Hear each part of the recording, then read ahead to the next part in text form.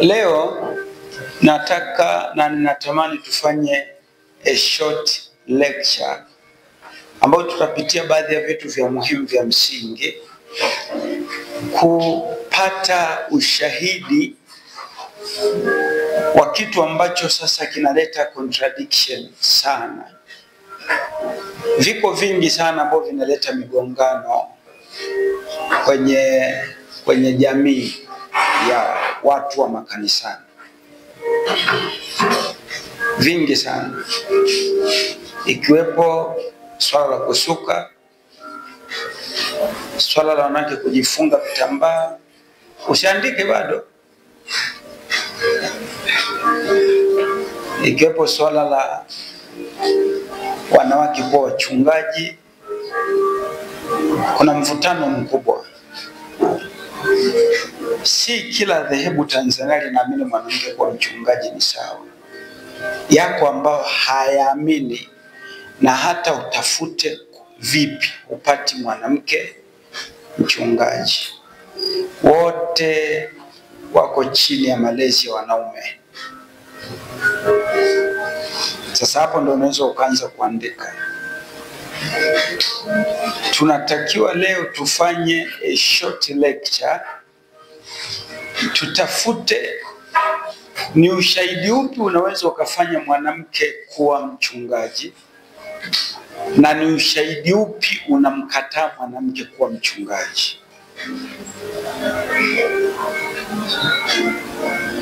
Ikusaidie tu. Ukimkuta mtu anahitaji kuwa mchungaji, aidha umtie moyo au umkatishe tamaa kutokana na majibu ya lecture leo. Sawa? Aidha umtie moyo au umwambie na kushauri quit.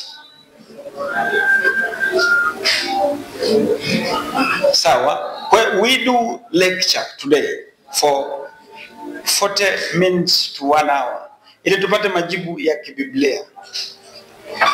Sababu za kwanza wanazozitumia watu wanaoamini mwanamke kwamba anaweza akawa mchungaji, au maandiko sijaandika hapa kwa sababu ni machache, wanatumia baadhi ya mifano michache kuprove hilo. Andiko la kwanza wanalotumia ni story ya Debora. Lakini kuna mwanamke mwingine kama sijasahau jina alikuwa anaitwa Yaeli. Yupo kwenye kitabu hicho cha Waamuzi. Wanatumia story ya Debora na Yaeli kwamba yeye alikuwa nabii na yeye alikuwa mwamuzi, na alifanya kazi ya kuamua wana wa Israeli kutoka kwa maadui zao. Kwa hiyo wanatumia hiyo pointi ya kwanza kumpa nguvu mwanamke unaweza kuwa mchungaji. Sawa? Lakini ukiangalia scenario ya Debora, kwanza kabisa Debora alifanya kazi kwa kumtumia mtu anaitwa Baraka. Yeye alikuwa ni nabii na alikuwa anakaa chini ya mti fulani kama ofisi yake ya kinabii. Utaenda kusoma kitabu cha Mwanzo cha mambo ya Waamuzi. Pale alipokuwa anakaa yeye alikuwa anakaa kama as a prophet, as a prophetess, kama nabii mke. Na neno la Mungu likamjia awaokoe wana wa Israeli. Sawa? Na lile neno la Mungu kalisome vizuri. Halikuja kumpa mamlaka ya 100%, isipokuwa lilikuja kutoa promise ya Mungu kuwaokoa wana wa Israeli. Kasome vizuri. Hatuna muda. Sawa? Lakini ingewezekana tujaribu kuliangalia tuone. Kuna kitu hapo nisije nikakiongea alafu ukashindwa kusoma. Kuna watu wakisikia maneno wanahukumu alafu Biblia wavivu kusoma. Unaweza ukamwambia pointi kabisa kwamba hiki kitu kimekaa hivi. ataishia kubisha badala ya kwenda kusoma. Sawa sawa Sasa ni shauri tusome tuone ilivyokuwa.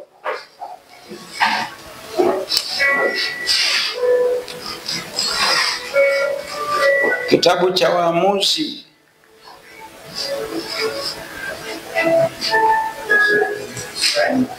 sura ya 4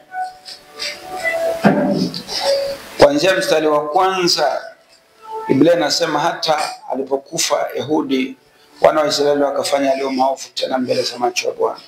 Bwana wakauza na kuwatia katika mkono wa Yabini, mfalme wa Kanaani, aliyetawala huko Hazori, na Sisera alikaa katika Harosheth wa mataifa, alikuwa amiri wa jeshi. Simu yangu inastaka, mambo ya Biblia yako.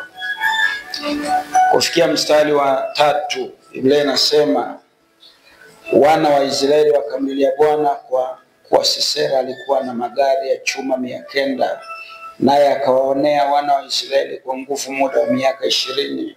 Basi Debora nabii mkewe Lapidothi ndiye alikuwa mwamuzi wa Israeli wakati ule, na alikaa chini ya mtende wa Debora kati ya Rama na Betheli katika nchi ya vilema vya Efraimu. Wana wa Israeli wakakwea kwake awaamue.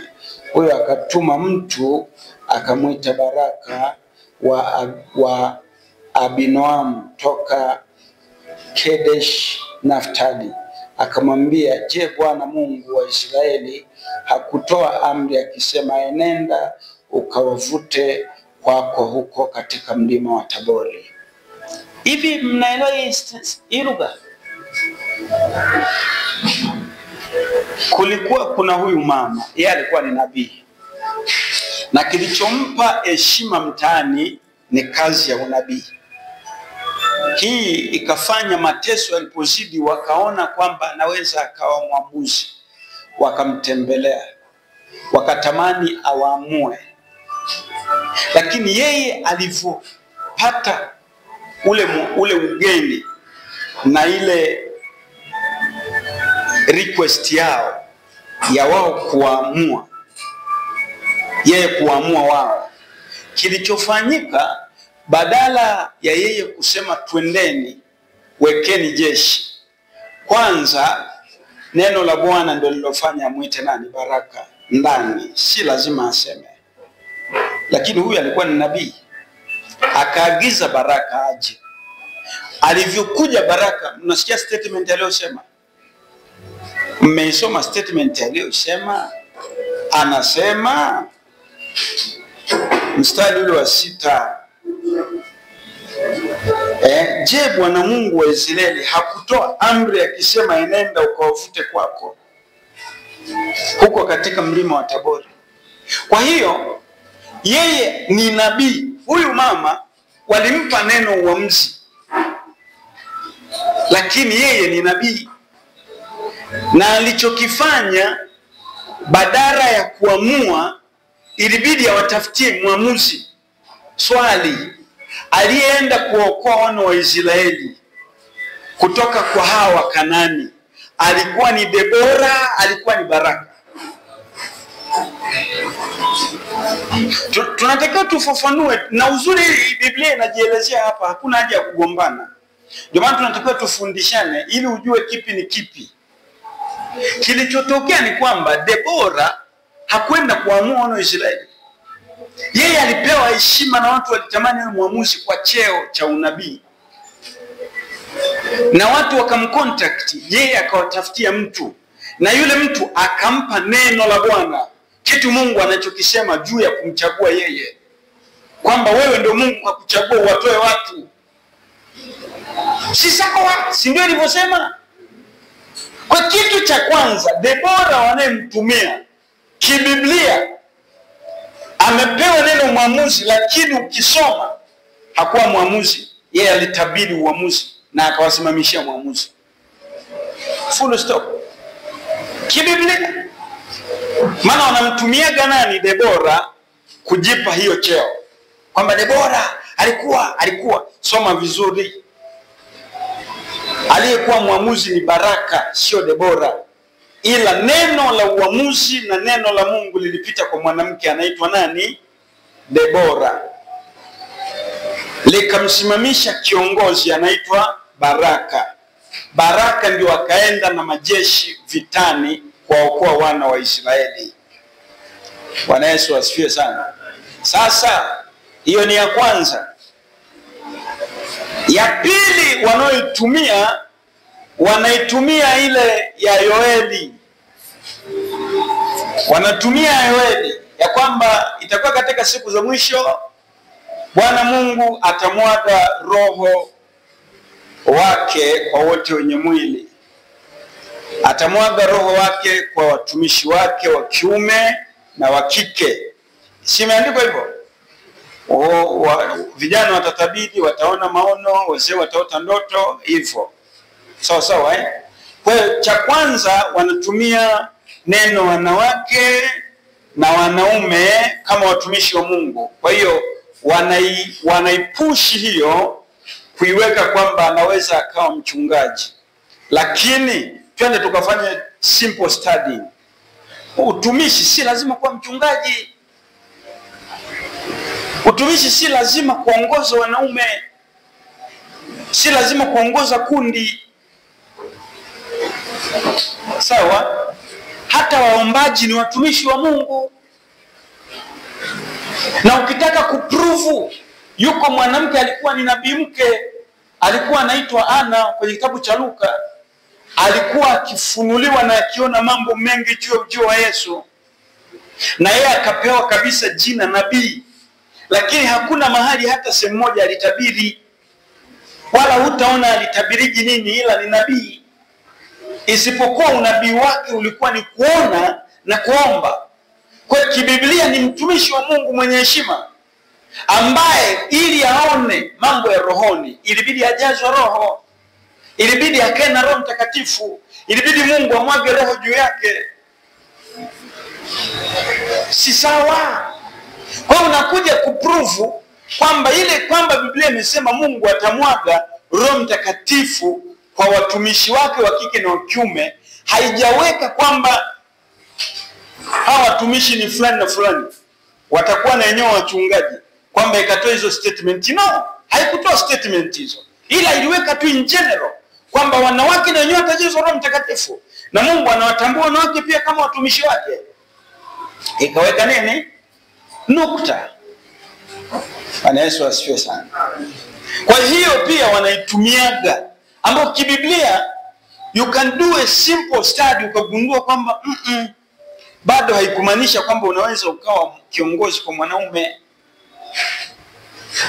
ukawa kiongozi wa kanisa ambalo huko ndani kuna wanawake na wanaume. Halo? Sasa pointi nyingine wanaoitumia ni wale manabii watoto wa Filipo kwenye kitabu cha Matendo. Kwenye kitabu cha Matendo ya Mitume kuna manabii wanaongelewa hapo.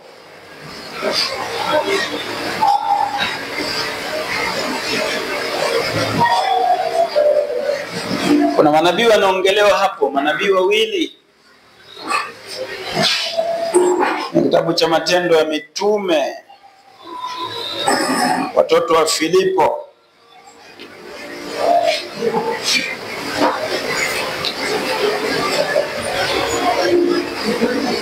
Ili tuwaone na tufananishe watoto wa Filipo. Matendo ya Mitume.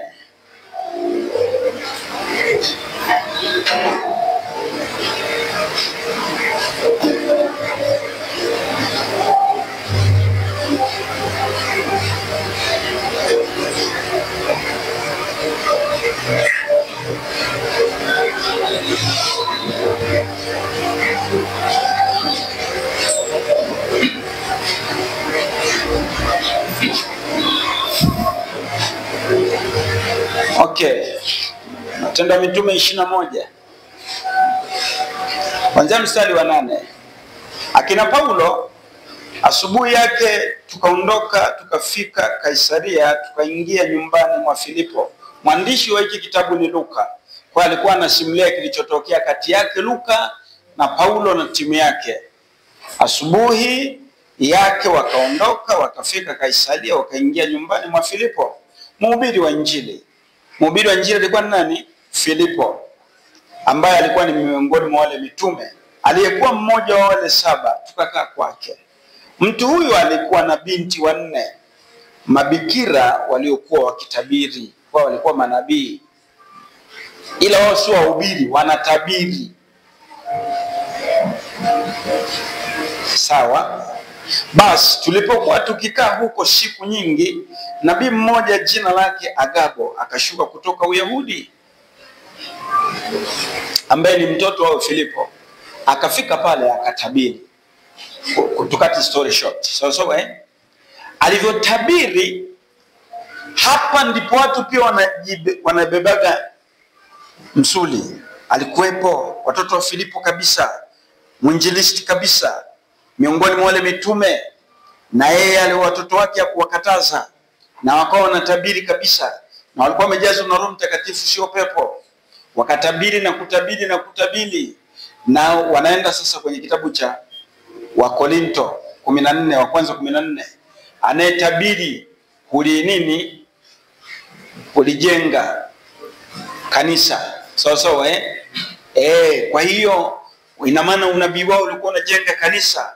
Sasa kulijenga kanisa ina maana na wenyewe walikuwa wanahusika kwenye utumishi.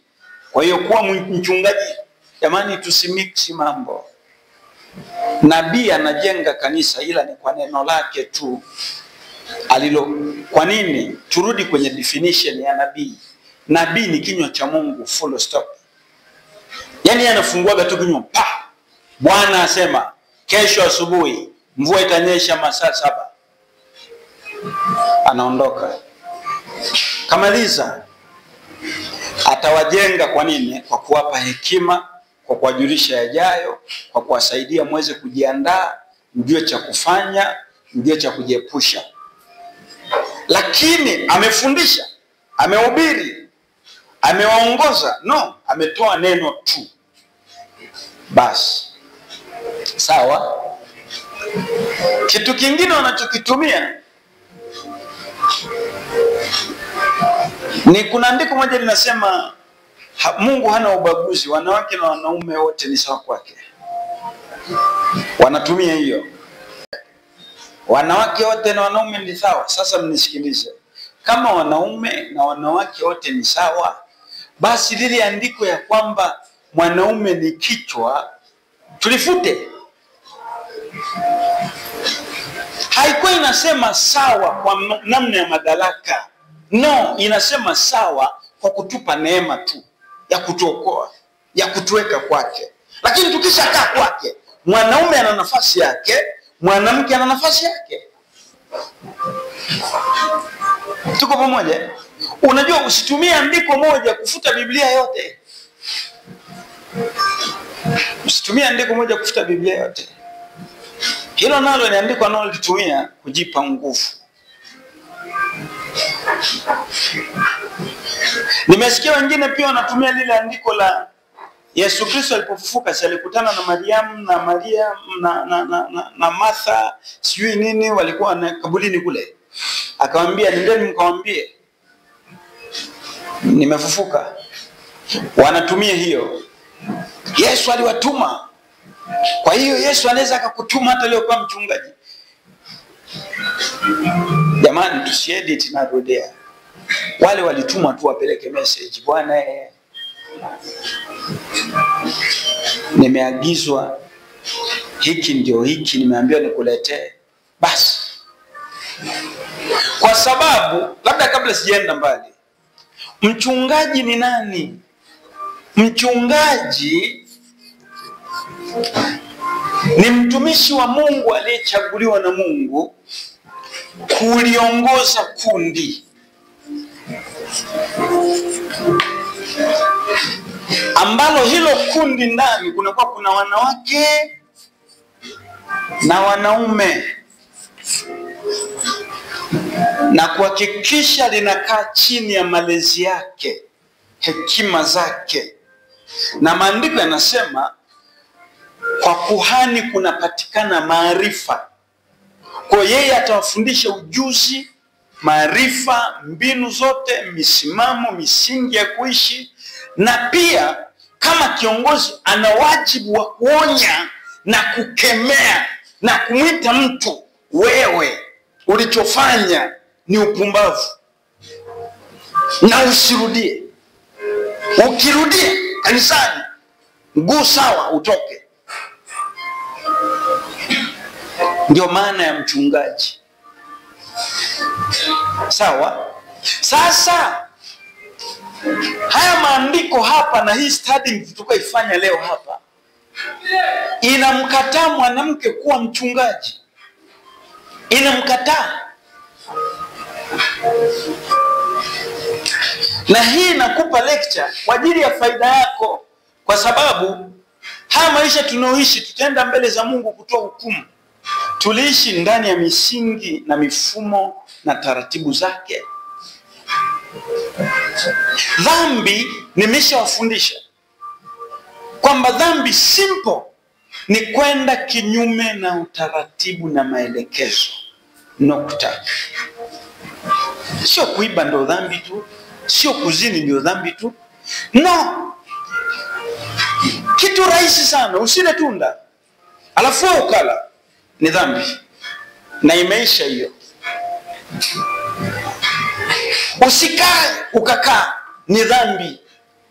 Na imeisha hiyo. Kwa tunachodili nacho hapa, usije kukutana nacho mbele za Mungu. Alafu ukamwambia Mungu, mbona Debora? Mungu atakwambia, Debora wapi? Nenda kasome vizuri Biblia.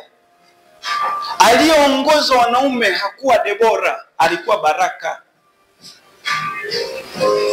Ndio ambaye neno lilipita tu kwa Debora, likaenda kwa Baraka. Baraka ndio akasimama, akalisimamia neno. Tuko pamoja? Kwa sababu hii nimeongea baadhi ya pointi, zipo zingine pia utakutana nazo unaozitumia kutetea. Unazitumia kutetea. Lakini ngoja sasa sisi tupite kwenye hizi ambazo Biblia inakataa. Ya kwanza wa Korinto wa kwanza 11. Tuanze kuchambua kimoja baada ya kingine.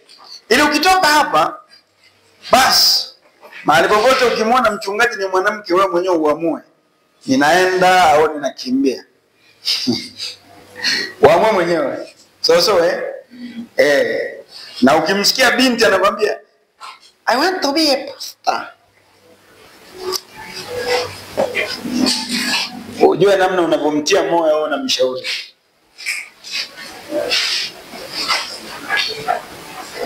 Ndio. Na kuna baadhi ya makanisa ambayo yanakuta mchungaji. Uliza swali. Na baadhi ya makanisa, kuna baadhi ya makanisa unakuta mchungaji sawa ni mwanaume, lakini wanachagua wachungaji wasaidizi. Unaweza kukuta mchungaji msaidizi anasimama kama mwanamke, na wengine wanaenda mbali, wanachukua wale wake zao ambao tunawafahamu kama mama wachungaji, wanakuwa wachungaji wasaidizi na wanawapeleka vioni wakajifunze uchungaji. Inakuwaje? Inakuwaje hapo? Ndio swali linapoishia, si ndio Okay. Tutapata majibu leo. Tunafanya lecture kwamba mwanamke anaruhusiwa kusimama wapi na wapi anazuiliwa. Sawa Okay. Wa Korinto kwanza 11. Maandiko yanajiteteaga yenyewe. Angalia kwanza kuanzia mstari wa kwanza ambao niliweka duara kwenye platform yetu hapo baoni kwetu. Biblia inasema, mnifuate mimi kama mimi ninavyomfuata Kristo. Kwa pointi ya kwanza, Paulo kabla ya kuongea mambo yote aliweka msisitizo. Jamani, mimi ndio ninajua namna Kristo anatenda. Mimi ndio ninajua namna Kristo Yesu anataka nini. Mimi ndio ninajua uelekeo, maagizo, makusudi, mipango yake, sheria na taratibu zake kwenye masuala ya kanisa. Kwa mnifuate mimi kama mimi ninavyomfuata Kristo. Msisahau hiyo. Ya pili au mstari wa pili, basi nawasifu kwa sababu mmekumbuka katika mambo yote. Mmenikumbuka katika mambo yote, nanyi mmeshika yale mapokeo vile vile kama nilivyowatolea. Pointi ya pili anawaambia, nilivyokuja kwenu mara ya kwanza niliwapa mapokeo. Mapokeo ni taratibu zinazotolewa kwenye mambo ya ibada, mambo ya dini au mambo ya shughuli zote za kanisa. Ule utaratibu, ikiende hivi, ikiende hivi, msikiaribu, fanyeni hivi. Anawapa yale maelekezo, yanageukaga yanakuwa mapokeo. Mnashika kile kitu kama msingi wa imani yenu, kama msingi. Kwa hiyo najaribu kuwashukuru na kuwapongeza. Nashukuru kwa sababu nimeenda nimerudi, hamjaribu kitu. Mmeshika taratibu nilizowapa. Ikilingana au ikifananishwa na hiyo ya juu, unaweza ukapata connection. Mnifuate mimi kama mimi ninavyomfuata Kristo. Maana yake hata taratibu na mapokeo niliyowapa sikuyatoa kwangu, niliyatoa kwa Kristo. Na ninawapongeza kwa sababu hamkuedit. Mlifanya kama nilivyowaambia, kwa kuwa sio yangu, yametoka kwa Kristo. Mstari wa 3, lakini nataka mjue ya kuwa kichwa cha kila mwanamume ni Kristo. Sasa hapa tu draw draft ili tuweze kuelewana, maana hii ni lecture. Hapa juu kuna Mungu, halafu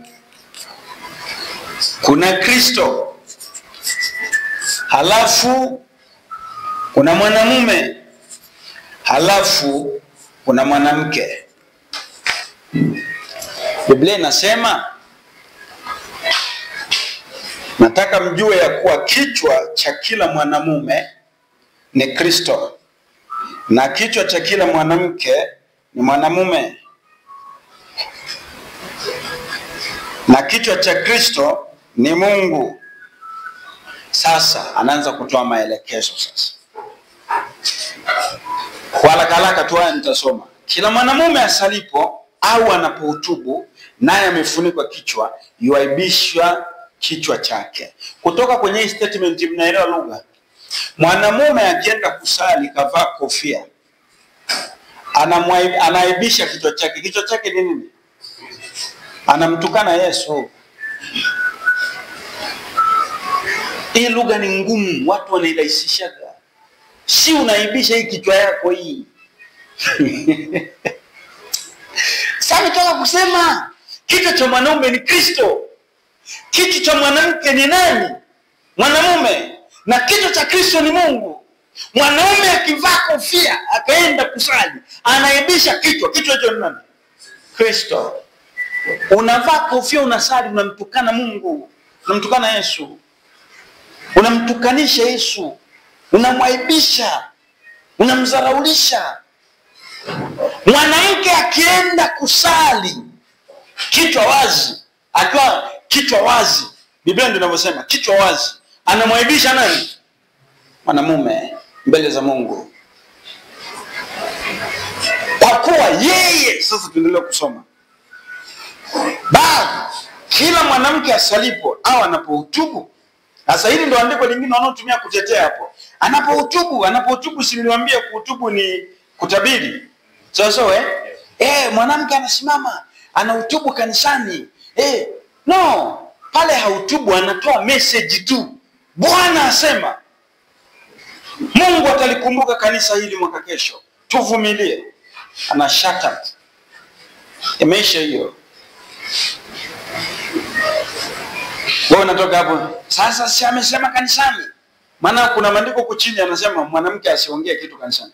Sasa amesema Wakorinto walikuwa wagomvi sana, ndio maana akaweka sheria wasiongee. Wameambiwa tu Wakorinto, wameambiwa tu Wakorinto. Timotheo alikuwa wapi? Alikuwa Efeso. Wakati anaandikiwa hiyo waraka alikuwa Efeso, anasimamia kanisa. Akaambiwa wanawake wasalishe, wakae kimya, wajifunze kwa utulivu. Na yeye alikuwa Wakorinto. Waache mbwembwe, twende taratibu ili tujue. Bali kila mwanamke asalipo au anapotubu bila kufunika kichwa, yuaibisha kichwa chake, ambacho kichwa chake ni nini? Mwanamume. Yaani mwanaume yuko juu yake. Take note. Kwa maana ni sawasawa na yule aliyenyolewa. Maana mwanamke asipofunikwa kichwa na akatu nywele, anaendelea kusema. Aya mstari wa 7, kwa maana kweli haimpasi mwanamume kufunikwa kichwa, kwa sababu yeye ni mfano wa utukufu wa Mungu. Lakini mwanamke ni utukufu wa mwanamume. Kuna vitu vina utaratibu. Jamani, Mungu akijiwekea utaratibu, heshimuni utaratibu. Mungu alivyoweka Walawi ndio makuhani. Jichanganye wewe utoke kabila la Dani, alafu usogee madhabahuni. Mungu anakuwa. Ni Walawi tu ndio waliruhusiwa kuwa makuhani. Wewe kurupuka tuko, wewe ni Wadani unaenda kuwa. Ni upagani. Ni upagani, utaratibu. Mlawi ndiye kuhani. Na utaratibu hapa tutausoma huko mbele, lakini najaribu kuonyesha kwanza maandiko yanachoonyesha kwamba wewe mwanamume ni kichwa cha mwanamke na wewe ni utukufu wa Mungu, lakini mwanamke ni utukufu wa mwanamume.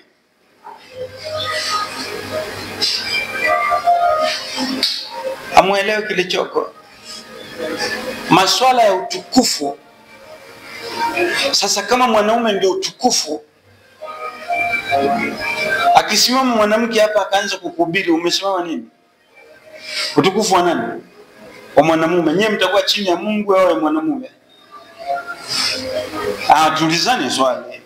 Simple tu. Hatujaenda ndani bado, lakini maswali simple kwanza huku juu. Akisema mwanaume hapa ni utukufu wa Mungu umesimama. Kwa hiyo mmekaa chini ya nani? Akija mwanamke hapa, mmekaa chini, mnakaa chini ya nani? Ya utukufu wa nani? Wa mwanamume. Kwa hiyo Mungu ni nani?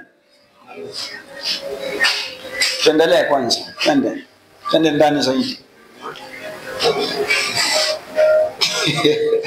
Maana mwanamume hakutoka katika mwanamke, bali mwanamke katika mwanamume. Pointi nyingine.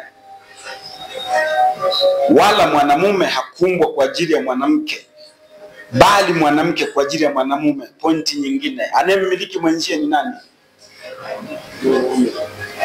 Anayekuwa bwana. Neno bwana ni anayemiliki. Ndio maana hata walivyokuwa wanaongelea mambo ya sala, Paulo anajaribu kuambia wanawake, muwe wenye adabu, wenye heshima, wenye nini, wenye kama mama yenu Sala. Kwa kuwa yeye alimheshimu mume wake akamwita bwana.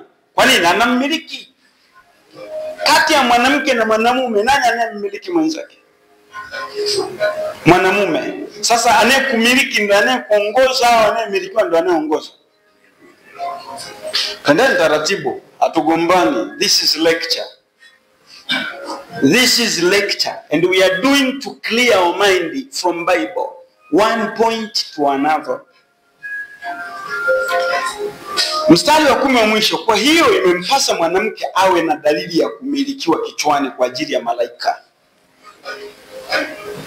Malaika wanataka wamuone mwanamke anamilikiwa na yuko chini ya mwanamume. Ndio ambavyo Mungu ameweka ndani yao malaika. Hata wakija kutembelea jamii, kutembelea kanisa, wanataka waikute hiyo mwanamke akiwa chini ya nani? Ya mwanamume. Sawa? Ndio wanataka waikute. Na ishara hapa sasa siongelee hicho leo, lakini ishara ambayo mwanamke anatakiwa awe nayo siku zote, anatakiwa afunike kichwa chake, afunike kichwa. Ndio maana awe na dalili, avae kitambaa. Hawatakiwa wawe vichwa wazi. Ile ni dalili ya kwamba wao wako chini ya wanaume. It is not me. I show you Bible. Twende Wakorinto wa kwanza 14.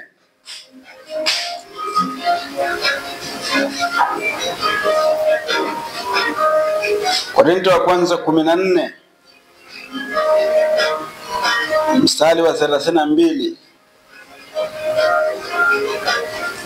Ili tupate ushahidi wa haya mambo, we have to do some researches today.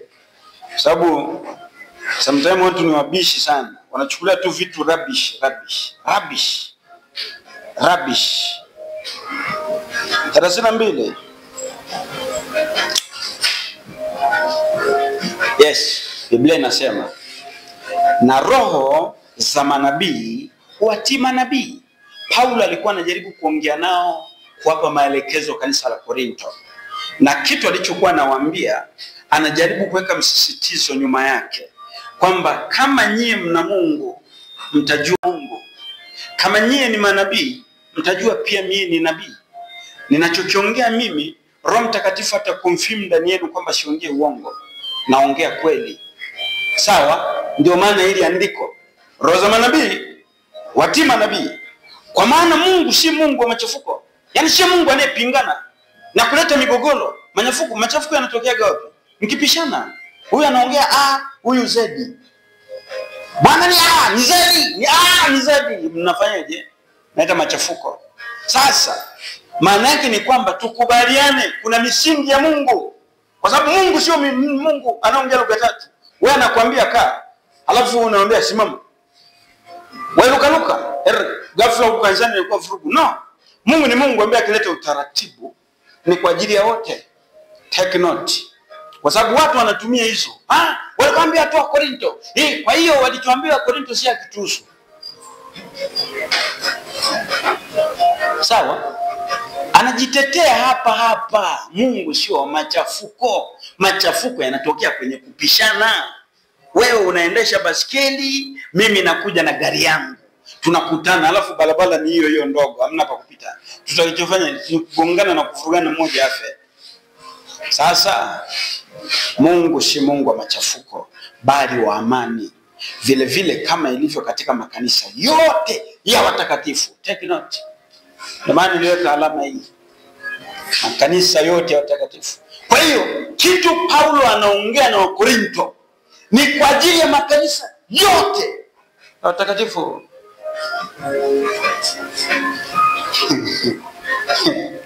Nimewafuatilia tu wajinga mitandao na wahubiri wengine. Wanaambia tu Wakorinto walikuwa na vurugu. No.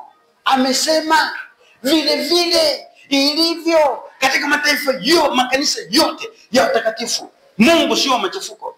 Hatuwezi tukapishana. Kanisa la Kenya lina hiki, kanisa la Tanzania hiki. Hapana. Makanisa yote ya watakatifu yana utaratibu mmoja. Anaendelea kusema wanawake na wanyamaze katika makanisa, kwa maana hawana ruhusa kunena bali wakati watii, kama vile isemavyo Torati nayo. Do you understand? Tangu Torati mwanamke haruhusiwi kusema. Anakuja kwa Korinto pia anasema haruhusiwi kusema kanisani. Shut up. Mkiwa kanisani nyamaza. Sawa? Torati inasema hivyo wapi? Mwanzo sura ya 3:16. Mwanamume atakutawala. Kwa hiyo mwanaume anaposimama, mnaelewa maana ya watii, wakae chini.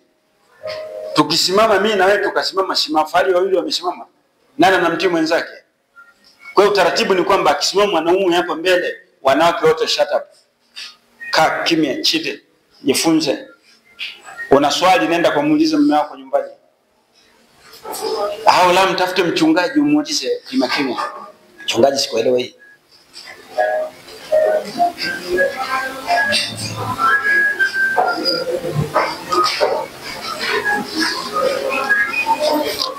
Wanawake nyamaze katika makanisa, maana hawana ruhusa ya kunena bali watii, kama vile inenavyo Torati nayo. Nimwambia kasome Mwanzo 16, Mwanzo 3:16, utakuta hiyo ambayo nimekuambia. Tamaa yako itakuwa kwa mumeo, naye atakutawala. Mungu hakubadilisha hilo neno, wala hajawahi kubadilisha.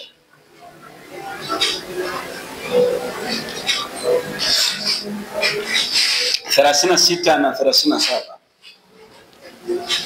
35 kwanza. Nao wakitaka kujifunza neno lolote na waulize waume zao wenyewe nyumbani mwao, maana ni aibu mwanamke kunena katika kanisa. Ni aibu, ni matusi. Anaharibu protocol. Hivi unaelewa maana ya matusi? Yaani Mungu kaweka huyu ndio kiongozi, huyu aongozwe. Alafu ghafla anashangaa huyu anamfokea huyu. Unamtukana Mungu, unaviolate kanuni zake, unapingana naye kwanza, humkubali alichokuinulia yeye kama kiongozi, ukikubali one way umeshatenda dhambi. Kwa sababu Mungu kamuinua huyo kiongozi hata kama ni dhaifu, you have to sit down akisimama yeye. 34, 36. Au je, neno la Mungu lilitoka kwenu? Aliuliza swali gumu sana. Gumu. Ni Korinto na mbwembwe zenu. Neno la Mungu limetoka kwenu huko Korinto au limetoka Israeli? Neno la Mungu limetoka kwa Wachaga, kwa Wasukuma, limetoka Tanzania, limetoka Israeli. Mnataka kuwa Mungu, kubaliana na utaratibu wa Israeli. Ndio maana mnatumia Biblia yao. La sivyo tungeni ya kwenu, mtafute na Mungu wenu. Mnamwamini Mungu aliyekuja kwa Yesu Kristo, kubalini utaratibu ulioweka kwa Wayahudi kama key point ya namna kuongoza watu wake. Ukitaka kuongoza watu lazima uwekee sheria ili iwe vyepesi kuongoza, ili iwe vyepesi kufuata kanuni zako, usiwachanganye. Ndio maana Mungu alituma neno lake lipite kwa Wayahudi. Kila alichoambia Wayahudi ilikuwa ni msingi wa kuongoza wanadamu wote wakiamua kwenda kwake. Hamjaelewa? Katiba ya Tanzania ni kwa ajili ya kuisaidia serikali kuongoza bila usumbufu. Bila usumbufu. Imeweka kila kitu kifanyikeje. Kwa hiyo ukiwa Mtanzania usitunge ya kwako, tii ambacho serikali imesema. Mkikana Mungu msitunge vya kwenu. Kubarini Mungu anachotaka. Fanyeni Mungu anichoagiza. Nukta. Neno la Mungu lijatoka kwenu. Nyie leo mmepokea, mnapeleka kwenye theology zenu, mnaanza kutumia hivyo viponti vya ajabu tulivyotoka kuviongelea huko vya Deborah na nani wanawake. You can be a pastor. You can be a pastor. Umuongoze mwanaume. Sawa, wengine mtasema huko mtandaoni ana mfumo dume wale. Wakati Yesu alikuja kumaliza, Yesu alikuja kufanya mwanamke na mwanaume wawe sawa. Haiwezekani. Wala kuja kufanya hiyo. Ule ni utaratibu. Wala sio dikteta. Mahali popote palipo watu lazima kiongozi awepo. Ni utaratibu wa Mungu. Na kwenye utaratibu wa Mungu, kwenye upande wa uongozi, mwanaume ndio awe kiongozi. Kama hapo katikati kuna wanaume, kwa sababu mwanamke anaweza kuwa kiongozi, ila condition pasio na mwanaume. Hairuhusiwi yeye awe juu yako kwa sababu wewe ni kichwa. Tabia ya shetani ni kufanya glasi iwe sufuria ya kukangia chipsi, itapasuka tu. Ndio tabia ya shetani. Na watu wanakubariki tu, wanachukua glasi wanaenda kuweka, ghafla ina bust. Na Mungu alisema mnaangamizwa kwa sababu ya kukosa maarifa. Hamuelewi vitu vilivyo. Tuendelee. Sasa twende kwenye Timotheo wa kwanza sura ya 2.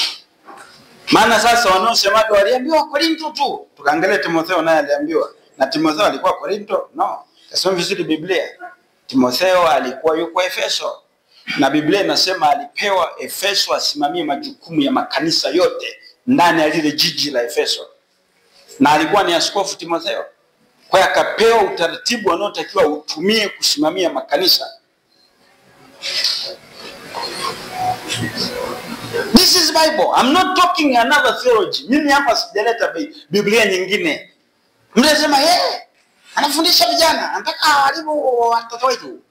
Mimi I talk Bible, siongelei dini yangu hapa. We are talking Bible. Kilicho kwenye Biblia ni nini? Timotheo wa pili, wa kwanza, sura ya 2. Biblia inasema, basi kabla ya mambo yote nataka dua na sala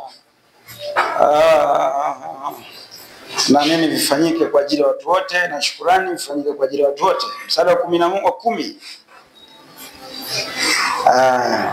Bali kwa matendo mema wote 9. Vivyo hivyo wanawake na wakipambe kwa mavazi ya kujistiri pamoja na adabu nzuri na moyo wa kiasi, si kwa kusuka nywele. Wanasuka sasa hivi fulu kusuka, mama askofu nani fulu kusuka. Ila Biblia inachosema si kwa nini? Si kwa kusuka nywele. Si kwa kusuka nywele. Wengine wanasemaga, wanaongezaga neno tu. Si kwa kusuka nywele tu. Wakati hapa neno tu halipo. Unajua ukishaweka neno tu unakuwa umegeuza sentensi tayari. Jipambeni, si kwa kusuka nywele tu. Yaani mnaweza mkasuka lakini fanyeni na hiki. Hapa hajaweka neno tu. Si kwa kusuka mkato. Msisuke mkato kamaliza. Walikuwa ganaela. Kwa hiyo wakawa wanajitishia, wanajaribu kunini? Kutambishiana. Huyu anasuka zaidi. Kwani sasa hivi watambishiani? So simple tu. Wanawake sasa hivi wakiburi sana. Akiwa na nywele hii kesho ameshaenda za buluu, nyekundu, nyeusi, fupi. Sijui nywele zimejikunja, zingine zimekaa kama vikonokono vimewekwa huko kichwani. Vingine zimekaa sijui kama vinyoka. Please watu wa Mungu. Si kwa kusuka. Nukta. Wala kwa dhahabu, macheni maeleni. No. Sigombeni na mimi. Si kwa dhahabu, wala kwa lulu, wala kwa nguo za thamani. Unaelewa nguo za thamani? Sio hizo anazovaa hizi. Kuna wanawake wanavaa nguo, wanaenda kununua nguo ya 700,000. Unapeleka wapi? Biblia imekataa. Nunua nguo ya kawaida. Hela nyingine kafanyia mambo ya muhimu. Saidia watu. Toa hata kanisani, hata fungu la 10 mtoi. Hata sadaka mtoi. Vurugu tu. Nyumbani watoto hela za kuwalipia hata shule, wewe umetumia kununua nguo za ajabu. Anaendelea kusema, bali kwa matendo mema kama iwapasavyo wanawake wanaokiri uchaji wa Mungu. Mwanamke na ajifundishe katika utulivu, akitii kwa kila namna.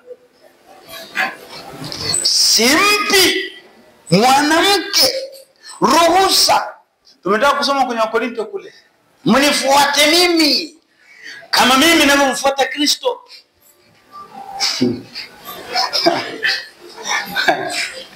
Simpi mwanamke ruhusa ya kufundisha wala kumtawala mwanamume. Nilimwambia nini? Nilipokuwa naambia mchungaji, niliwaambia kazi yake mojawapo ni kuwatawala watu. Unamuita wewe kapa.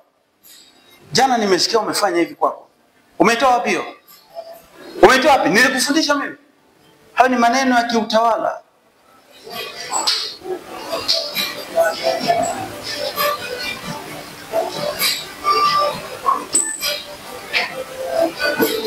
Simpi mwanamke ruhusa. Alisema simpi mwanamke wa Efeso.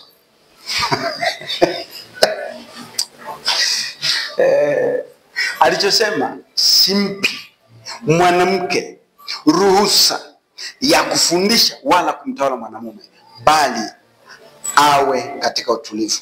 Kwa maana Adamu ndiye aliyeumbwa kwanza na Hawa baadaye.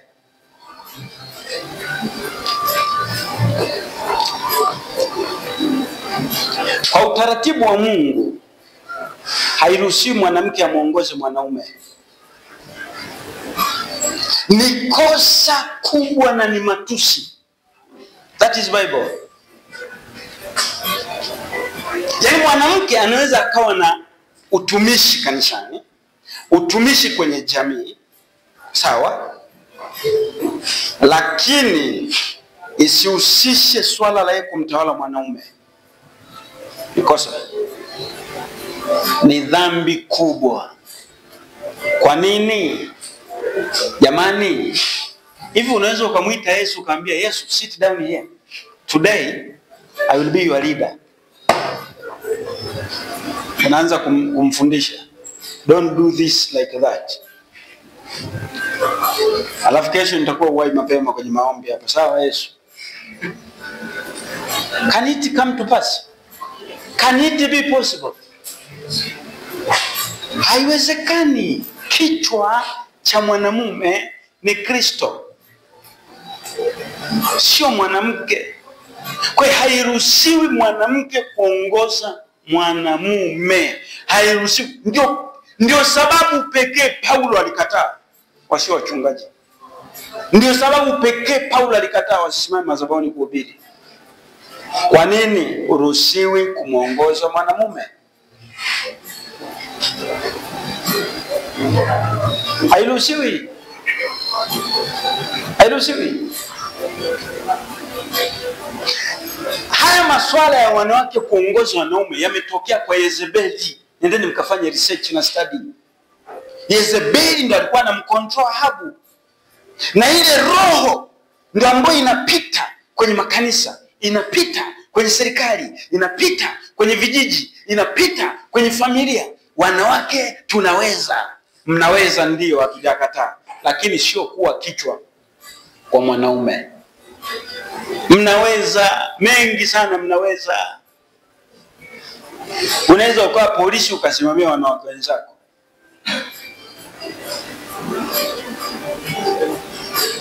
Sawa? Unaweza ukawa na kazi fulani, lakini wanawake.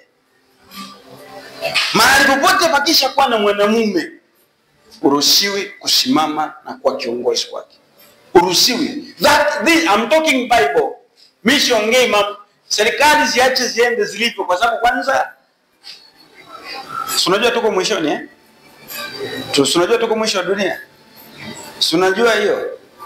Kwa hiyo masuala ya serikali sijui na dini hizo na nini, lakini we are talking Bible. What is in Bible? Hairuhusiwi mwanamke kuwa kiongozi kwa mwanaume.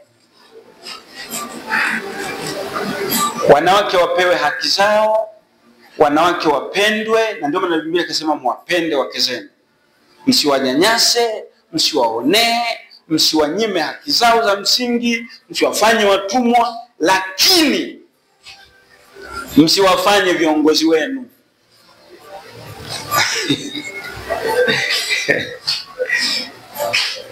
Okay.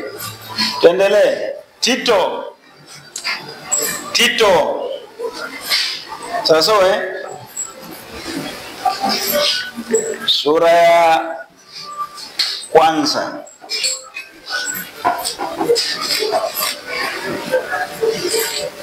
Tito sura ya kwanza. Funulia hapo kwenye Biblia kuanzia mstari wa 5 mpaka wa 8. Biblia inasema Tito mstari wa 5, kwa sababu hii nalikuacha Krete. Huyu ni Tito anaambiwa. Yeye alikuwa sehemu inaitwa Krete. Kwa sababu hii nalikuacha Krete ili uyatengeneze yaliyopunguka. Yaani mambo ambayo hayako sawa, uyaweke sawa wewe.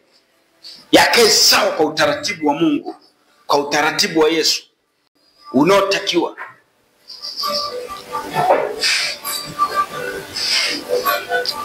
Na kuweka wazee katika kila mji kama vile nilivyokuamuru. Wazee walikuwa ni wachungaji ambao ni wa kiume.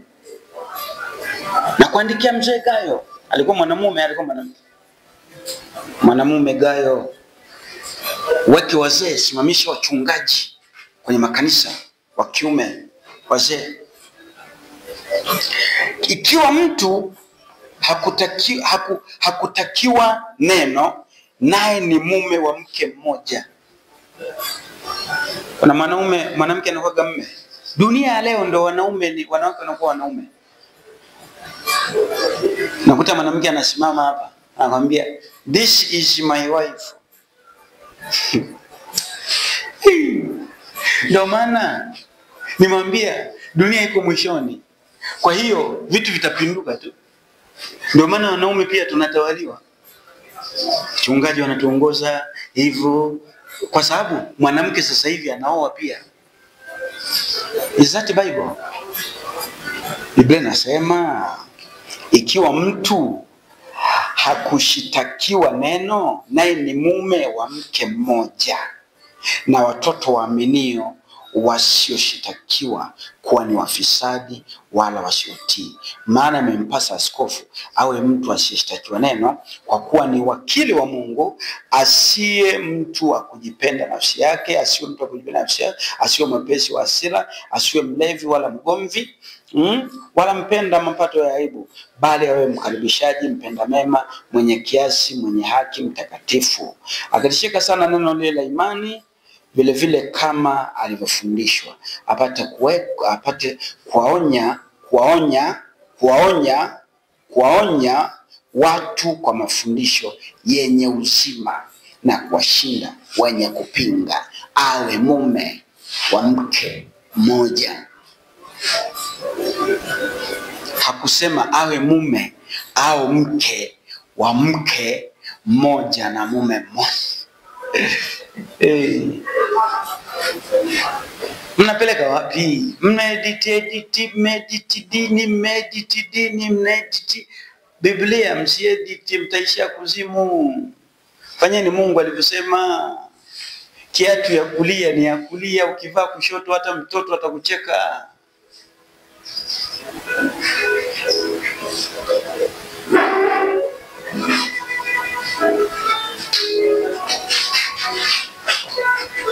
Timotheo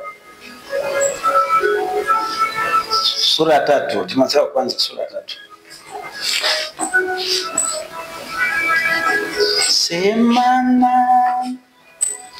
Semana roho yangu, semana roho yangu, semana roho yangu,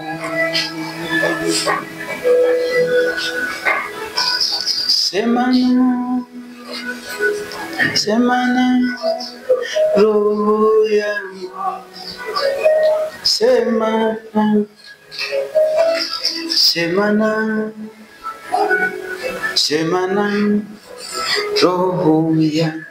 Ni neno la kuaminiwa.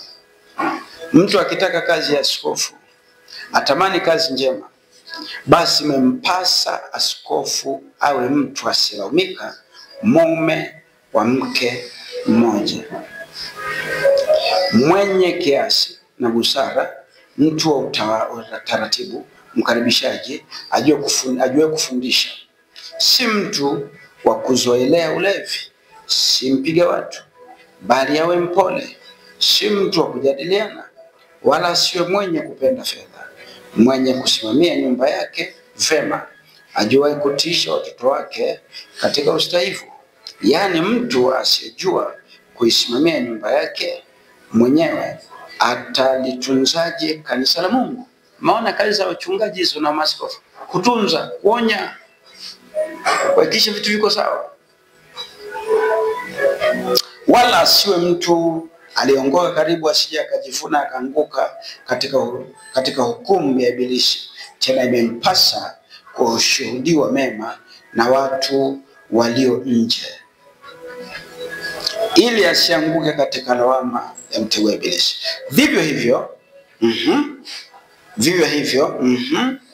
shemasi na wawe wastahivu, si wenye kauli mbili, si watu wa kutumia mvinyo sana, si watu wanaotamani fedha ya aibu, wakishika siri ya imani katika dhamiri safi. Hawa pia na wajaribiwe kwanza, baadaye waitende kazi ya shemasi, wakisha kuonekana kuwa hawana lawama. Vivyo hivyo wake zao sio meza. Roho yangu sema na roho yangu, sema na.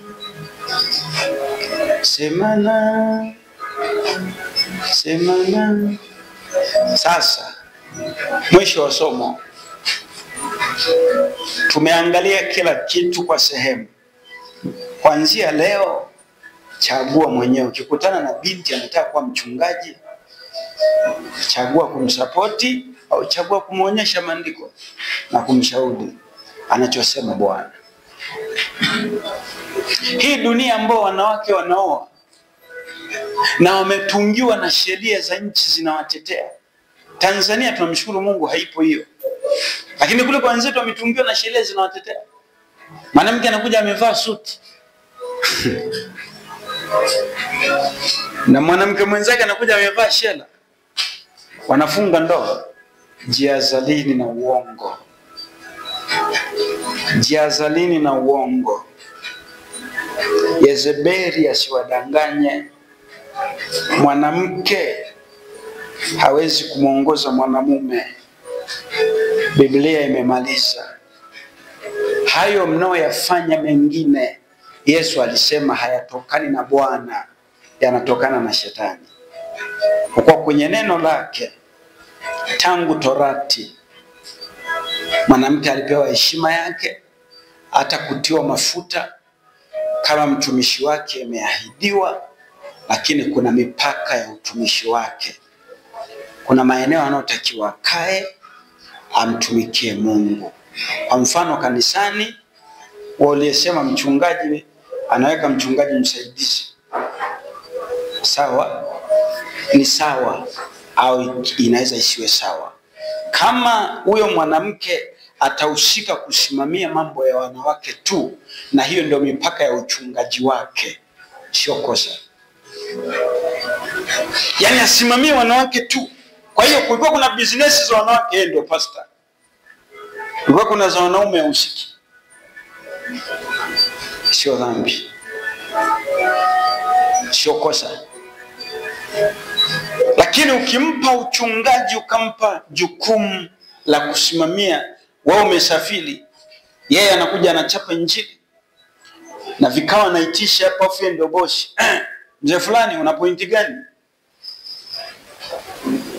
Haitokani na Bwana, inatoka kwa Yezebeli. Kinachotokana na Bwana, kuna kikao, mwanaume kiongozi. Kuna hiki, mwanaume ndio kiongozi. Mwanaume ndio kiongozi. Mama mchungaji anaweza akamfanya kuwa mchungaji msaidizi, lakini hausiki kwa wanaume. Hausiki. Mtakuwa mmeepuka dhambi. Wala kanisani wanaume wakiwepo hasimami pale akaanza mbwembwe zake. Wakiwepo wanawake sawa, anasimama anaanza mbwembwe zake.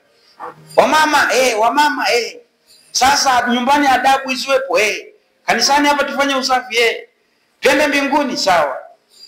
Lakini sio kwa kuna mwanaume. Ni out of biblical instruction. Na kwenda kinyume na maelekezo ni dhambi na ni uasi, na hukumu yako ni jehanamu. Mwenye kusikia na asikie. Hii ndiyo Biblia inavyosema.